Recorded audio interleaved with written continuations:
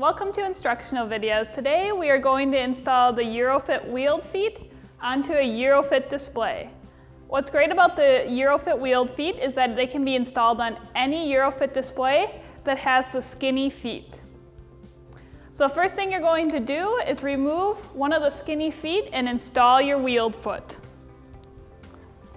So using the push button, I'm just going to remove one of the feet from the EuroFit.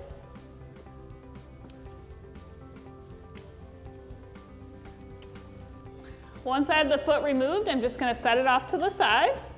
And then I'm going to install my wheeled foot, and you're simply going to slide it on, and then using the push button, secure into place.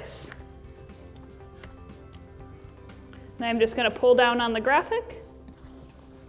And I'm going to repeat these exact same steps for my other foot. And now you can simply slide your EuroFit wall wherever it needs to go.